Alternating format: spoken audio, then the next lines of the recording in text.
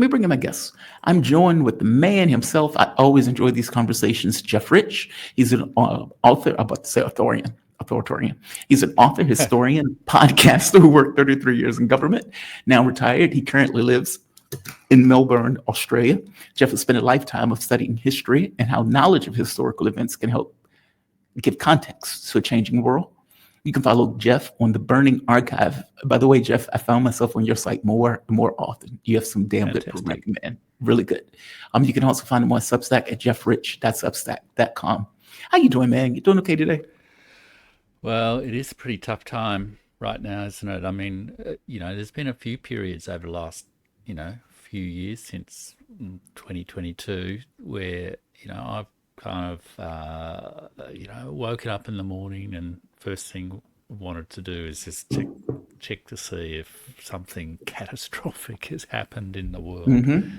And, that's really the state of play that we're all in. But it's been wonderful to watch your show, Well, thank you.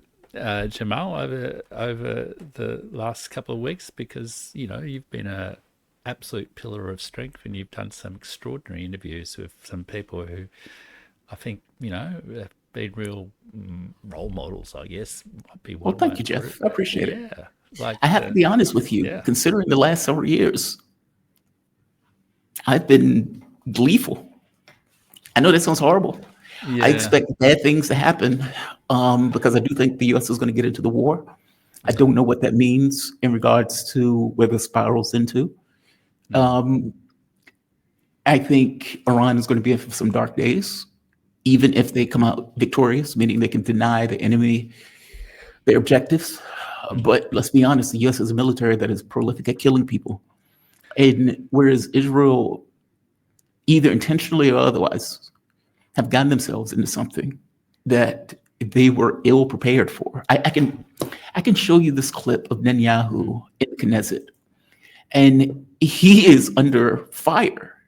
And effectively, what they're screaming at him about is, "You made us look weak. You made us, you've humiliated us in front of the world." And he is effectively trying to make this argument, like you can see, like you can even see how energetic he is in trying to explain this. People like screaming at him about it. I kept saying to myself, God, man, this has to have political consequences. Like, for the first time, you have told people that you were the dominant force in the region. You've convinced people that shooting kids with throwing rocks is somehow a war, or fighting militias is somehow a war. You have attacked people without air defense, without any capability of really striking you back, or even the temerity to throw a punch. And I think they made a catastrophic mistake attacking Iran. When they hit Iran, what they did was effectively allowed Iran complete, let's say, license to unleash everything that they wanted to unleash for years and just restrain themselves from doing for various reasons. But the world, and I'm not talking about Europe, because Europe is, I don't really consider them the world at 14% of the globe. But I think the world looked at that and says, all right, you attack them first. What happens, happens. Now the catch becomes the U.S. Give me your take on this. I mean, I strongly suspect the U.S. is going to get involved into this war next 48 hours, maybe even sooner. Israel's going to run out of air defense. And even now, it doesn't seem like the air defense is working on that much. Give me your thoughts on this before we move on to something else. Because you had an article, a video, by the way, saying that the West needs regime change, or the U.S. needs regime change. I want to get into that. I'm fascinated by that. But give me your take just on the current events that are taking place on the ground currently. Look, it really does look like the U.S. is going to intervene. I've been checking a range of different, sources and whatnot today, including some of the sort of Indian media and stuff like that, which, gives you a bit of a different kind of perspective because, apparently there was a meeting of a senior Pakistani political leader with which is about the same thing in Pakistan, but with Donald Trump today. So, they were expressing concern that Pakistan and Afghanistan would be used as sort of, bases for ground troops, US ground troops, to enter into Iran as well. It does really seem very likely. I'm no military person, but does seem to be a lot of hardware moving around. Hmm. On the other hand, I did watch the sort of press conference that the president of Russia, Vladimir Putin, gave with senior Western journalists earlier today, where he sort of expressed his belief, and I was actually looking back over all the telephone calls between Putin and Trump over the last couple of months, Jeff, I'm and sorry, 1 second. I'm Iran. sorry to Yep. intervene. Could you increase the volume of your mic a bit? The audience is saying it's a bit low. Ooh. No, you're Uh, fine. I do it because they're going to be uh, screaming at me after, saying, "Oh my God, you're out screaming, Jeff." Gee, I'm No, not you're fine. You're 100%. fine. I'm okay. Yes, Yep. but much better. Thank Okay. you. I'll just make sure the mic's nice and close to the mouth there. Uh, I'm sorry. Please continue. I'm sorry.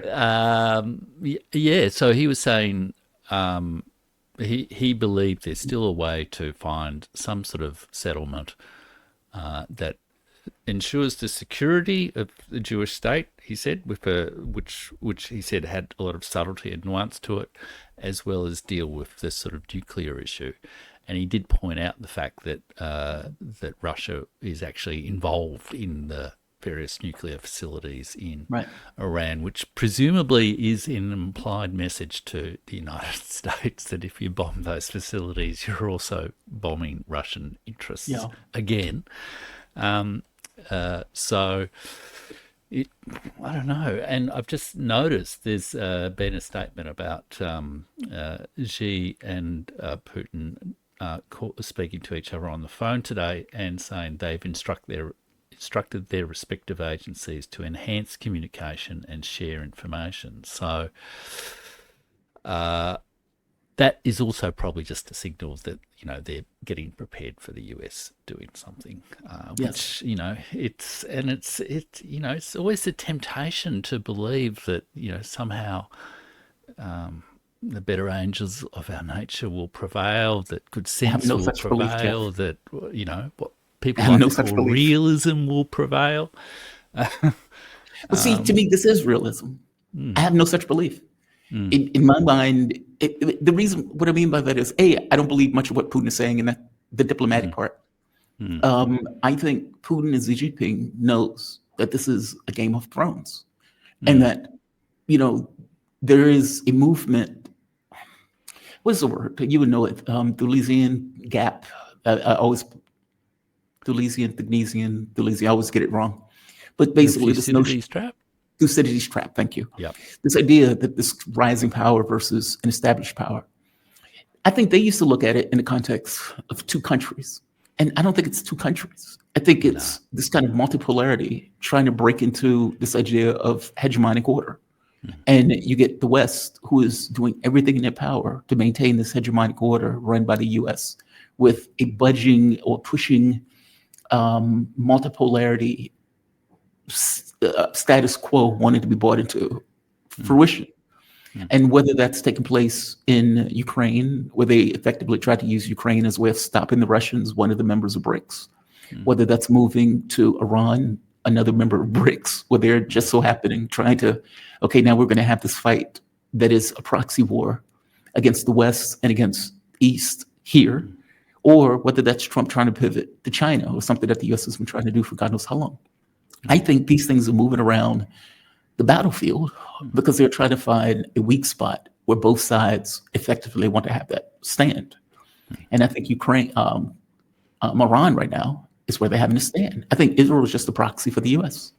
And so, give me a take on that. By the way, you have a historical context. You're Yeah, a doctor. I totally agree. I mean, I think you got to think of the US as a sort of a networked empire, and Israel is one node of the network. Australia is one node of the Yeah, network. that's The NATO, the European NATO countries are nodes of the network as well, and its interest is in kind of world domination, yes, and it has been since 1945, and it's not just an idea or a concept, but it's a physical reality of, those 800 military bases. I mean, you know, it's just a metaphor really in terms of exactly how many there are. And that also it nurtures entire, cohort of people in the United States who this is their life. I mean, I saw General Michael Flynn, MAGA Christian nationalist guy, say, of course we're in Iran. We're already in Iran, and this is about world domination, and we're in Iran so we weaken China, and then we can all prepare ourselves to go Yep. and attack China, and it's You just said the quiet part out utterly loud. explicit. Yeah. Yeah. Yeah. And I appreciate that, by the way. I appreciate the honesty. I so appreciate the honesty. So, after the end of the Second World War, the United States was in this historically unprecedented situation of just total, economic dominance because, most of the rest of the world had been bombed out, utterly devastated both population-wise, morally and, economically and all the rest of it. And, America chose to not secure, as people thought Roosevelt might, a sort of, coexistence with the Soviet Union, or let alone the British Empire. It sought to have world domination, and it, through after NATO and all the rest of it, it expanded militarily incredibly quickly and incredibly aggressively. I mean, I think the numbers is like it established 400 military bases around the world, a lot of which, were bases through the Pacific operations and all that sort of stuff. In 10 years. So, you could almost rewrite the Cold War era as the sort of age of American expansion. And so it's that, and so many of the conflicts today, like Ukraine and Eastern Europe, like Taiwan, like Iran, like Israel, Palestine, they reflect or Korea as well, and China. There was a fury in America about losing China because the first proxy war of the Cold War was the Civil War in China. The communists, backed by the Soviet Union, and the the nationalist forces backed by the Chiang Kai-shek, backed by the USA, and the nationalists lost. They retreated to Taiwan, established a military dictatorship, and the US has backed them ever since. So there's this, one historian calls it the partition of Eurasia, and it's a historically unique situation that, all main points of Eurasia are basically occupied by the United States as an imperial power. In Europe, there's the Cold War, Iron Curtain division. In Palestine, there's a kind of partition imposed, which was very much about rivalry with the Soviet Union and the British Empire's participation in that. There's the partition between India and Pakistan, which is an absolutely tragic event. Yep. There's the partition in Korea, which was a horrendous. I mean, you've spoken to KJ, no, but that is just a horrendously tragic experience. And then there's the Taiwan as well. So these events are grounded in a historical reality, but it's a kind of a military imperial presence that is based on a set of circumstances that will never, ever, ever be repeated, of unique military predominance and unique economic predominance, and that is, I mean, 80 years later, it's I mean, at a human level, on what basis does the United States think that it, on the other side of the Pacific, should be the primary power in East Asia and I not can answer that, China, Jeff. which has 1.4 billion people in Jeff, East Asia? I can answer that. We're exceptional. Well, We're that's exceptional. right. That's why we're exceptional human beings. God chose us Yeah, for something. There's a manifest yeah, destiny for us to take over the world. yeah, yeah. And It's yeah, outrageous. yeah, So, yeah. It's just appalling, and it just leads to this constant, all of these wars, and as you say, I think the world is kind of starting to say, we've enough. had enough of this. Even just like in the last couple of days, Narendra Modi from India has had a pretty stern set of words to Donald Trump saying, these are the exact course of events about the resolution or the temporary sort of ceasefire situation with India Pakistan. You did Right. not you did Right. not solve this, mate. I think the world is shocked at how absurd the US political system is. And the idea Yeah, that that guy is considered leader of the free world, quote unquote. They don't realize yeah, how much he lies. And yeah, yeah, it's an anomaly. Like Joe Biden lied constantly, but this is yeah. different. Like this is like the But you, notion that you would come out and say, "Well, it was my doing that mm, solved the issue between India and Pakistan." It is mm, a bold-faced lie, right? It's like absolutely. the notion that India or Pakistan is going to accept it. That doesn't stop him from saying it in the least, and he would repeat it over and Yeah, over and over again. yeah, yeah.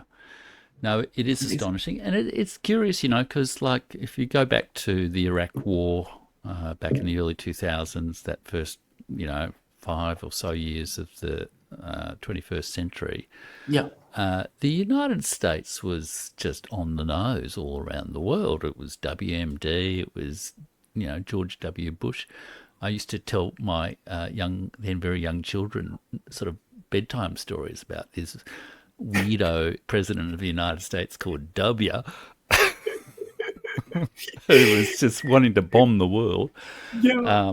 So I've probably influenced their political opinions covertly, I guess. But so, and then, something really weird happened in 2008 with Barack Obama that suddenly America was the promised Cool land again. again. Yeah, he's slick. Um, He played you know, basketball. He's so now green. like he wins the Nobel Prize for being a Right presidential before getting candidate. elected. Right, right, right. and you could feel it, and it probably coincided with some other sort of cultural social things going on as well, but there was this sudden investment of hope with or belief and idealism in Barack Obama, Yeah. which domestically I mean, I don't know what your opinions are, but my opinion from one of the imperial provinces of the American Empire is he kind of didn't quite deliver domestically. He did So, not. He did not. Well, we and have Donald Trump as president immediately after him. That should tell yeah, you. well, and then he never closed Guantanamo and all the rest of Mm-mm. it. He killed a lot of people with drones, Mm-hmm. all the sort of things you can go through. But then, you know, uh, no one ever sort of really examined the fact that this progressive ideal of America wasn't what it was cracked up to be, because the successor was this, bizarro oligarch weirdo, Donald Trump, who everyone, like for a whole year or so, all the talk shows in Australia were sort of saying, oh, you gotta be kidding, this will never happen. And then it happened. And everyone's going, how did that happen? Oh, that's funny. Yeah, and the world really, went into this sort of shock phase, but part of that was then people said, all the good things. I mean, I guess all the good things about America sort of are still possible if Barack Obama or the spirit of Barack Obama comes back. But all the bad things about America, even though Barack Obama did some of them too, they were all sort of projected onto the figure of Donald Trump. Right. And like people would sort of here in Australia would just sort of talk, like water cooler type off, discussions of politics and Donald Trump, blah blah blah. Even though we've got nothing to do with it really. And then Joe people Biden comes in. somehow believe that it was Joe Biden was going to, bring America back again, and people have just constantly failed to face the fact that some of these aspects of the way in which America conducts itself in the world, the way it conducts its politics, the way it has this sort of bloated military empire and this utterly dysfunctional political system, and from my perspective, and like most of my 33 years in government was spent on social policy issues like education and health and drugs and all that sort of stuff. We don't care about those things. Yeah, well, I mean, America just has failed to develop what most people would consider a contemporary, modern, functional, Government. social state. Yeah. It doesn't have a proper education system. It doesn't have a proper police system. It doesn't have, its legal system is notorious for being, super litigious and, fragmented.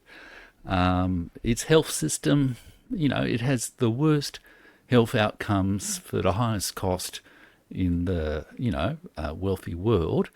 I think it ranks somewhere like about 53 or 83 or something like that in the world in terms of healthy life expectancy, which given the wealth of America is, I mean, that is, there's no more fundamental task for a government than to protect the health and safety of its people. And Jeff, America just we doesn't do don't it. care about those things. Like I know an Australian audience or European audience may be shocked by this. Yeah. America doesn't care about that stuff. Like, Yeah. it's one thing to call yourself a shining city on a hill, but as you point out, governments are more than just military. And you spend $1 trillion on military. Most of the money that gets circulated go to the rich. The tax bill, for example, that Donald Trump is trying to pass now is like 40 points underwater, meaning, when they do a polling of it, 40 plus people are against it. Like if something, let's say 70% over versus 30%, the bill still may pass.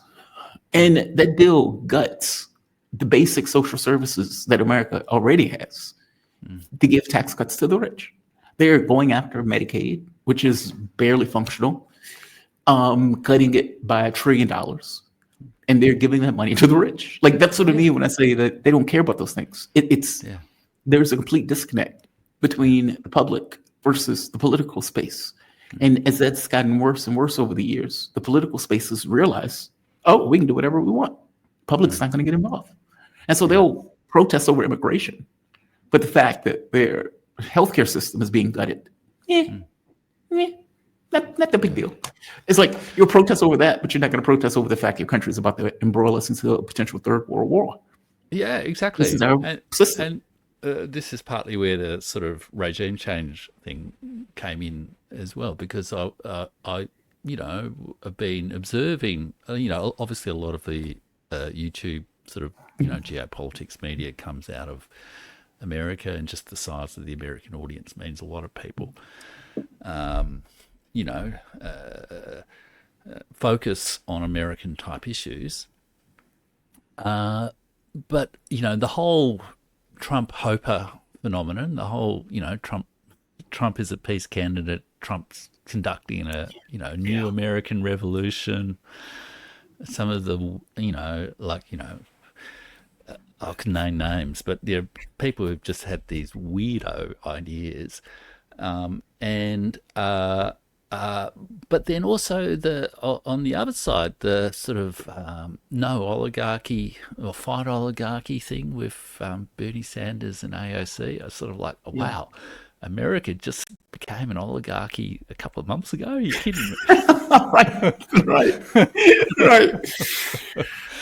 And then this sort of no kings protests, which is like, oh, for God's sake, guys! Like, I mean, there's not a country in the world that operates a hereditary. Well, I guess there are a couple of countries in the world in the Gulf states and stuff like that, but there's the major countries of the world do not operate hereditary monarchies anymore.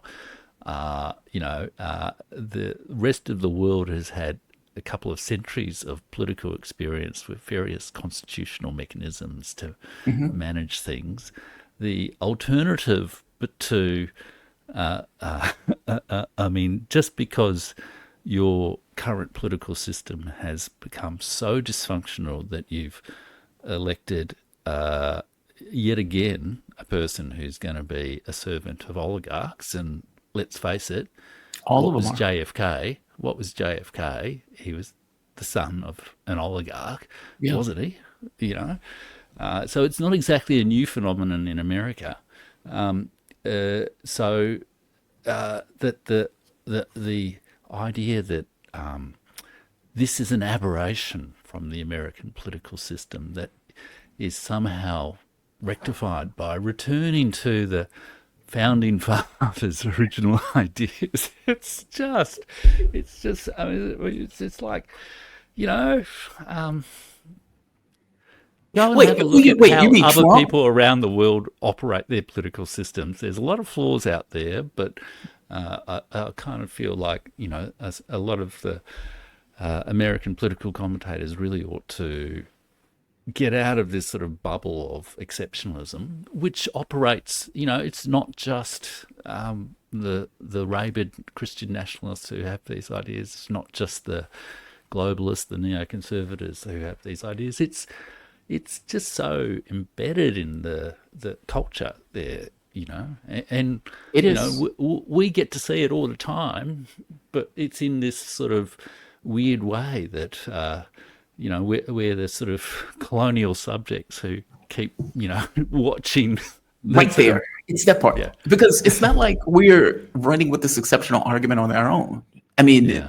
I was in Canada, I think this was a couple of years ago, Hmm, and we were listening to the news broadcasts, and the hmm, Canadians, because oftentimes I can't understand the language in another country. In Canada, hmm, you can understand the language. hmm, And Canada was effectively saying something to the effect of, well, we need to see what America would do. hmm, And, if America is going to go along with it, we will go along with it. hmm, And I was like, we don't think that way. Like, hmm, meaning, America, there is never a situation where America says to themselves, I wonder what would Canada do? hmm. That never occurs in a media broadcast. It would never even come up. Like, it would Yeah. be utterly bizarre for anybody in America as a broadcaster, Hmm, podcaster, or anything else to think to themselves, what would Canada do? Or what would Europe do? hmm, We dictate. And so our expectation is if we tell Canada to do X, Canada does X. And the same thing is true for everywhere else around the world. From our point of view, if the American president says jump, it is Europe's responsibility, Australia included, to say how high. hmm, Now, I am always shocked by that, but I'm shocked by that because I live in America. hmm. So when I'm looking out the door, I'm like, why do those countries act that way? But that's kind of the point, right? Like the exceptionalist thing. It's not purely coming out of us. It's also coming in reaction to us. So Yeah. the fact that Europe is willing to act that way, the fact that many of these other countries are willing to act that way, on some level tells us it's almost like us looking in the mirror and say, "Hey, we are exceptional." Hmm, hmm. I give me a take on that. I mean, because Well, my look, opinion is there's a uh, responsibility uh, also uh, to other countries. yeah, absolutely. I agree. And I think in a way this also comes back to that idea of like a networked empire, because it's a bit like the British Raj, okay? The British Raj in India, okay? It was it governed through a pretty exploitative system where, like a huge proportion of the British Empire's military was actually, garrisoned or recruited from Indian soldiers. Yeah. And the poor Indian peasants basically paid for the privilege of being exploited by the British Empire through their pretty exploitative taxation system. Yeah. But there were, it's a big country, and there were a large number of the sort of elite groups who had interests also in serving the British Empire in various ways, who they worked with, and people were sort of loyal to, and it's sort of, the country would fall apart if they weren't here, and all that sort of thing. And I think it's a bit similar with Europe and with Australia as well, that especially since 1991, when there was a plausible argument that the United States was the sole superpower, and there really was a liberal rules-based order and all that sort of thing. The only game in power, only game in town, if you were a politician or a defence official or a journalist as well. I mean, so many of the journalists in Australia go off and do a sort of cruisy stint in Washington or whatever, and then come back and work as national security correspondents for Australia. That's funny. That's funny. So there's this sort of, it's almost, I don't quite believe in the sort of elite populist sort of views about things, but there is a sense in which there is a cohesive group, sociologically, there's a kind of cohesive group of people who have an interest in serving the empire, let's say, who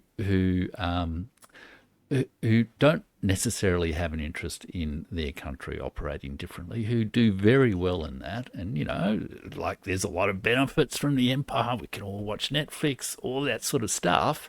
Yeah. But when it comes to all the hard issues, they basically make decisions that serve the masters in Washington rather than anything else. And there's a great example of this in Australia just in the last couple of days, when our Prime Minister has been overseas at the G7 meeting, and the Defence Minister, a guy called Richard Marles, said to a major national conference that got splashed over the major national newspaper that Australia is all in for a US war against China. And it's sort of like, me, most of my friends, the people next to me who come from China, that sort of thing, we all go, what? We don't want a war with That's China. outrageous. That's what I mean. That makes no sense for your own self-interest. Yeah, but that's it. And then, people lock behind it. You say the same thing's going on with the Israel group. I mean, Israel issue at the moment because, Rupert Murdoch, who, you probably know of in America, the Murdoch family and all that sort of stuff. He's an Australian. He owns a large part of the media in Australia. And, that's the major national newspaper that promoted the idea that we wanted to go to war with China, and it's taken a very, very, an advocacy position on behalf of Israel through this entire thing. And so the actual control, the political control, I guess, of the media environment makes it very difficult, and then that makes it difficult for the politicians and the officials because, the sort of window of possibility seems to be very, very narrow in terms of what you can and cannot say, and people are, are not as courageous as we'd like them to be. People sort of do what's convenient rather than what's brave. What's right. But tell me something. As a historian, when you're some of your videos have been on the Soviet system, Oh, yeah. and I've had people who cover Russian politics, and were part of the Soviet Union, and they bring up often that Trump, Joe Biden, the political figures that the United States is vomiting up, puts them in mind of the last days of the Soviet Union in regards to these kind of like people who weren't seemingly in charge of their faculties. It was kind of a machine. The machine ran itself, not necessarily under leadership per se. Like it just seemed like it was careening to a dead end. I know Gorbachev is different, and I put him in a different space. Personally, I like Gorbachev. The Russians, I know, hate him. So that American divide is there with Gorbachev. I like him for specific reasons. But give me your take on that. I mean, do you think that's a fair representation? I mean, Donald Trump and Joe Biden was out of his mind. Donald Trump is the dumbest man in American political history, maybe with the exception of Truman, but not all that bright, knows nothing about the world. And honestly, the entire political system in the States know very little about the world. They're just, this is what we want to do, so this is the direction we're going. And as you point out, not a social system, the government doesn't function, $36 trillion in debt, that money is going up to $50 trillion if Trump's budget passes. Like, these things are not indicative of success. This is madness or like a cash grab. Give me your take on that. Well, it does seem like like America has a relatively ancient political system, really, and an ancient political, like a party system as well. And I think that it's become, it's become quite sclerotic. I mean, there were movies being made in the 80s and the 90s making, critiques of how fake and how bought and how incompetent, American politics was. And people have sort of forgotten all of that for some reason or other after the unipolar moment. But yeah, I do think there are some of those similarities. It's an astonishing thing, the number of extremely old people also in the United States, like Pelosi, the Mitch McConnell. I mean, these are people who are just kind of working beyond their real capacity, I think, aren't they? Joe Biden, I mean, it was demonstrably so, tragically and demonstrably so with Joe Biden. It may even be, John Helm has been speculating that might even start to be the case with Donald Trump in terms of his actual capacity to process the issues that he's actually having to process. So I think it is a really quite remarkable thing about the United States that there is this sort of gerontocracy, which is a similarity with the Soviet Union. But I think the other thing that people like Emmanuel Todd refer to is just a kind of a collapse of belief in the system as well. It's just this, there's not really a guiding ethos about what people are doing in their roles. They're just, That's trying to succeed. By the way, I'm fascinated by that concept because there are two ways to think about it. I don't know if you've read Dune, Frank Herbert. He makes, and I know the audience is probably sick of me saying, why does he keep bringing up Frank Herbert? Because he is a political historian of sorts. And the stuff that he puts in those books hits at that. In God and Perdue, he was having this conversation with, I can't think of his name, but he pointed out, he says, any political system needs a religion. And his point was, you need a guiding principle, something that orients people around a concept of why you are doing whatever you're doing. Basically, I'm paraphrasing it, but this idea of, if you're, for example, if you're in the Soviet Union, you're a communist.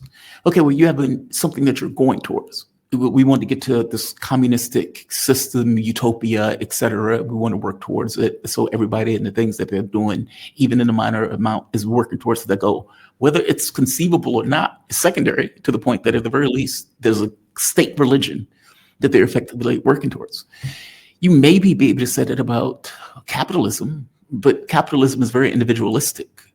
So it's, what can I get out of this? What is in my best interest? How can I make more? Okay, that's not really something that's consistent with the notion of maintaining a state. You know, if everybody was, let's say, Christians, and they had some kind of state behind it, okay, then maybe you could say everybody's oriented around a certain faith that just so happens to be consistent with the government. But even that, I don't think would work per se. I get the sense you need to work towards something. And one last thing, The Expanse is another really good example. Look, so in the novel, you had, let's say, people on Mars thinking people on Earth were lazy. Like they were like, you guys just sit around, collect welfare. You know, you don't have any goals in life. You don't have any purpose. Whereas Mars was purpose built. We are building a society. We're building a civilization. Mars is going to be this new technological jewel of the cosmos. Like, they had a very specific objective of what they wanted to accomplish, and everybody understood what they were trying to accomplish. That's not really true in America. It's you might have had this revolution fervor when it first started, but we're hundreds of years out from that. These guys aren't functioning under that model. Is that what Todd is trying to hit at? It is. I mean, he talks about the decline of religious belief, not from the point of view of someone who believes in the religion and is, mourning the fact that people don't follow the faith anymore, kind of thing, but more in the sense of it provides a kind of orienting a collective ethos, an orientation, something beyond just the narrow social group that you're in, that will sort of guide you to make decisions that are in the collective interest. And his analysis is that across Western societies, that has progressively declined from the sort of early, genuine belief in religion, like if it's, let's say up to, maybe 1950s or something like that, where religious belief was quite ubiquitous, to what he calls the zombie state, where people are they don't really believe anymore, but somehow the practices of the religion, the habits of mind, the sort of moral behavior that's associated with that religion still sort of attaches, still orients people. Lingers. Yeah. And then there's the zero state, which he describes as being now, where basically there's no guiding ethos for people, especially no guiding ethos for political elites. And so what people respond to is just, and this is where he talks about like the Washington gang, which is, all those people in all the think tanks and who sort of circle in and out of the State Department or whatever, political advisory roles or journalism, and they're all sort of making these careers in, devising disastrous foreign policies for the rest of the world. And it's the sort of social world that sort of defines their sort of outlook, rather than them having a strong, I guess, moral purpose, let's say, or political purpose, some sort of collective goal that they're sort of moving towards. I know, but I think he says it's like Europe and really Australia is in a similar boat. And he also relates it to the peculiar individualism, particularly in the United States, that's also related to sort of family structures. Whereas China, Russia, to some degree Germany, certainly South Asia, that sort of place, those sort of places have more kind of collective family structures, and that just sort of builds in a sort of a daily ethic into the way in which people act. I get that. But even as we in the United States were holding people in cages as slaves, we still called ourselves religious. Yeah. And even as they were, shooting people and hanging people, we still consider ourselves religious. Yeah. And, even the kill squads in South America, they still call themselves religious. I mean, is that stuff is just, is it a facade? Like, meaning, is it just, this is the way we, like, for example, during, television has changed. I don't know how it is in Australia, but there used to be shows like Leave It to Beaver, Andy Griffin, the Brady Bunch. And it was this very shallow, glossy take of America. Like Andy Griffin was just a great cop who cared about his community. You had the drunk who would just come to the jail cell and he would just stay there overnight and Andy Griffin would let him go. You had Barney Fife. And you look at that and it's like, okay, that's funny. That's comical. And it's like this very sweetheart, sugary view of small town America. But that's not really our shows today. But I guess my point is that's the way we saw ourselves. Is it the way we saw ourselves in our own self-conception as opposed to the actual reality? Whereas today you get more of a realistic view of, okay, what is life like in America in real terms? Like I guess what I'm asking is he seeing the glossy as opposed to the reality of it? And whereas now the reality of it is becoming clearer.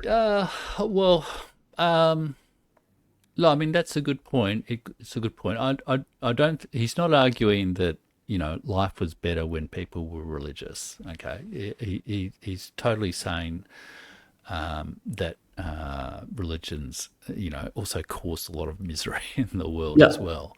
And he is himself not a religious believer in any way.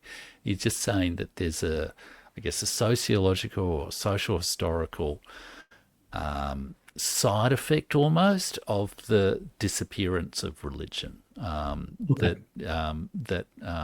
we're sort of dealing with, and this is where he describes it as nihilism, and he actually compares it to like Germany in the 1930s, which might shock many people in America, but his point is that, and he does it. Like I've done a few videos on Emmanuel Todd on the channel. You've done fantastic videos on Emmanuel Todd, by the way, just pointing out. And a few people comment, "Oh, he's just some, French wanker or something like that." But he's, I probably shouldn't say that on YouTube, should I? You can say it. You're perfectly fine. I curse all the time. You're fair game. We're not. But he's actually, he was educated at English University. He speaks fluent English. He's got a lot of cultural affiliation and family affiliation with Anglo-American culture. And he writes in his book, Defeat of the West, that he had to come up with some sort of explanation for this problem everyone around the world is wrestling with to some degree, that America has fallen from being what we thought it was, a force for good in the world, to becoming a force for evil in the world. And that's why he says he comes up with this idea of nihilism, that there is no kind of restraints on the destructive urges and of humans in American culture, and that it's the society of mass shootings. Everyone around the world. He's saying he's missing something obvious. And and I don't mean, look, obviously the man is statistician and everything else. So pardon for me from pointing out something obvious. Yeah. When we were in the Second World War, even though the Soviets effectively, like 80 to 90% of the Nazis that were killed on the Eastern Front. What we told ourselves is we won. God damn it was American power. We did that. We were awesome. We destroyed the Nazi regime. And that is what we told ourselves. This goes into the myth of exceptionalism, right? We follow that up with this idea that where we were on the good side. This was a good war. We were the good guys. And, if you keep telling yourself you're the good guys, you can justify some of anything. Like, especially if you're going up against, let's say, the Soviet Union, and you're defining them as that is an evil empire. and we're fighting the evil empire. So if we need to bring over Nazis in order to build a space program, then damn it, that's what we need to do because we're the good guys. And the CIA, that was their ethos, right? Yeah, we may do horrible things. We may kill people. We may set up revolutions. We may do all that stuff. We have Operation Gladio in Europe. Sure, a lot of people are going to get killed, but we're the good guys. If you keep telling yourself that and you consistently justify pretty much anything that you do under that model, that doesn't just stop there. Like it's not like it freezes. Everything else expands. I would like to add into this a capitalistic system where, in the mindset of the individuals, I need to maximize profit. It doesn't matter how you get rich. The fact that you were rich is all that matters. And you can look at the way the political system responds to it. You can look at the cash grabs that take place in our political system. I mean, for fuck's sake, the notion that we live 10 years less than Europe, 10 years less. And their response is, we need to take $1 trillion out of Medicare and argue what there's waste, fraud, and abuse of Medicare. So we need to just give rid of $10 trillion. Hey, what are you going to do with that? We're going to give it to the rich. That is our system. But that didn't happen overnight. And what's more, you're going to lecture Europe about going and spending more on defense. Yes. Stop being these sort of lazy people who actually have a functional healthcare system and a social welfare system. Jeff, that is precisely my point. Like, if you are like looking at something and you're looking for something obvious, what is the ethos of a capitalistic system, a radical capitalistic system that tries to find ways of, we're going to have a minimum wage that's $7. There's nobody that can rent anywhere for $7 an hour. You just have hundreds of thousands of people living on the street that we don't care about. Like, meaning that is our ethos. That is something that is built into the bricks of our system because we consider ourselves radical capitalists running up against the Soviet Union that were supposed to be communists.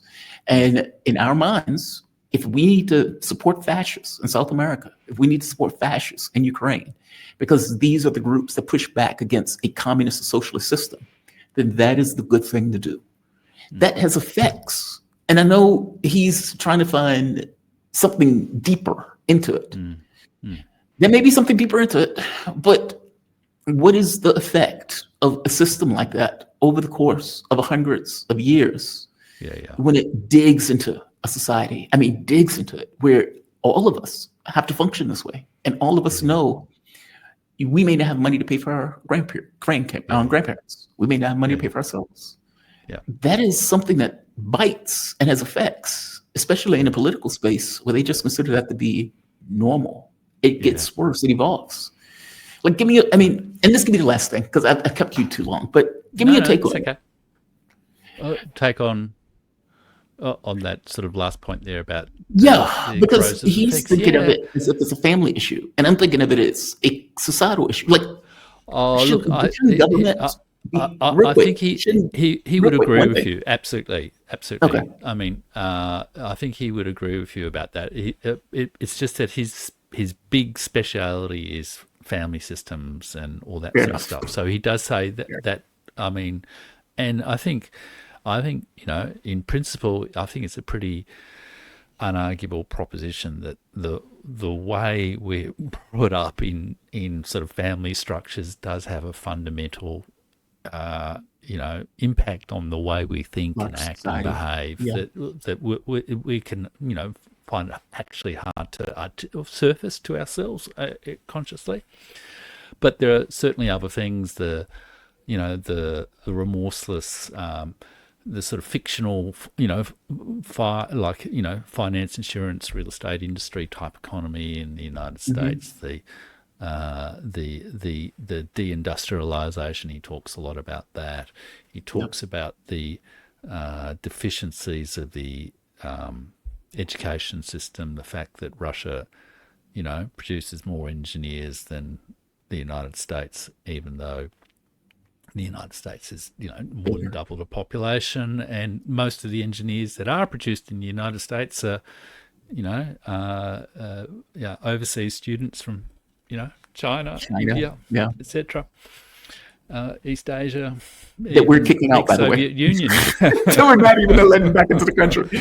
So it's really true. And the other thing I'd say is just that the thing about that belief in exceptionalism, and it also sort of blinds people to Yes, it's opportunities. toxic.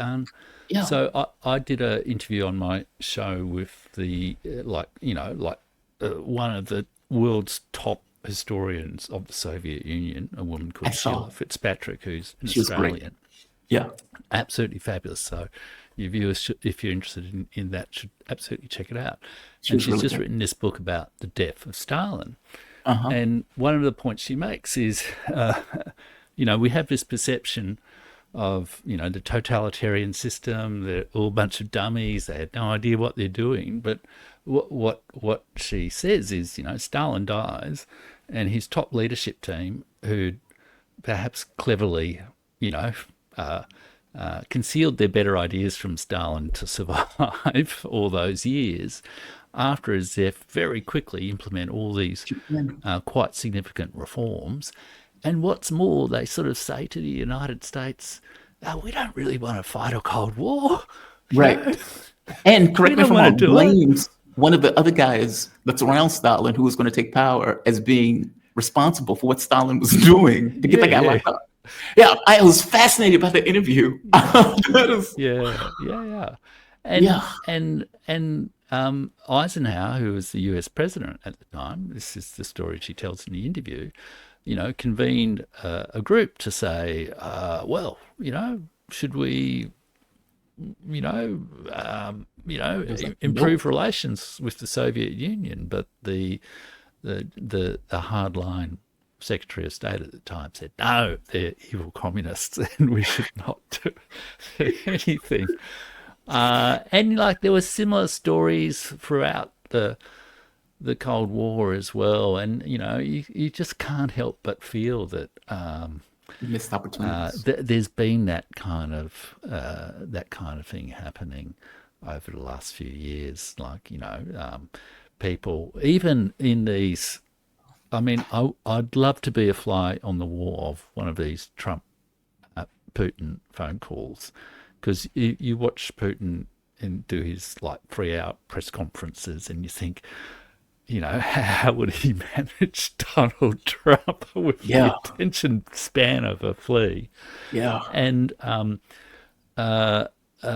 but you must wonder how many times he's sort of tried to give hints or said, well, maybe we could do this a little bit differently, and just the machine behind the president, as well as the limited belief systems of the president. I think it was a particularly bad problem under Joe Biden, just sort of shut out any possibility of, conducting it differently, or conducting things differently with China. I mean, China's done the same sort of thing. I mean, I think under Obama, there was a meeting that's been reported by diplomats that Xi said to Obama fairly early in Xi's presidency, why don't we agree not to militarize the South China Sea?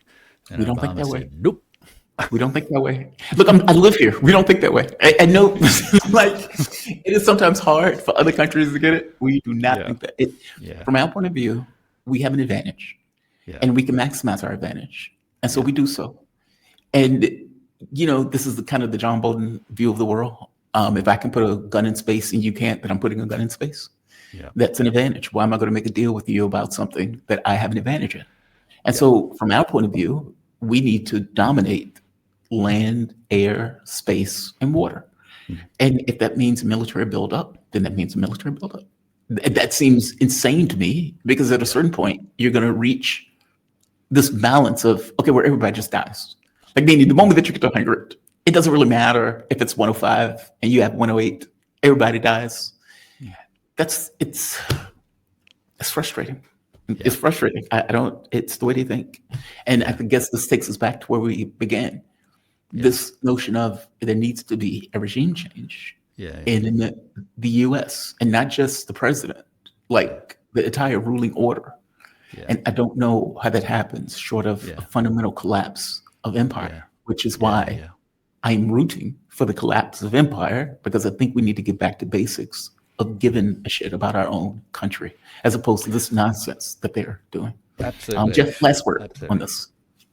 Oh, look, absolutely. And, I think I wrote a piece a couple of years ago where I said, in a way, the rest of the world needs to defeat America without humiliating America, but defeat shouldn't be interpreted as the destruction of America, because Right. if America lets go of this ridiculous, unsustainable global empire, military empire, it releases so much creativity and opportunity and resources and just space for people to act differently, and for America to actually, genuinely reconnect with some of the better aspects of its society and culture, and just Yeah. let go of this sort of global Still a empire game of that's risk. dominated the country since 1945. Yeah, I agree with you, Jeff. It's we don't have high-speed rail. We don't have a functional healthcare system. We don't have things to take care of people when they get old. We don't have. I mean, you go down the list. The minimum wage is well below what it needs to be. The buildings, the subways, all of those things are trash, Yeah, and yet we're 36 trillion in debt. And yeah, you think to yourself, "Whoa, what could we have done with that money? That's so yeah, much money."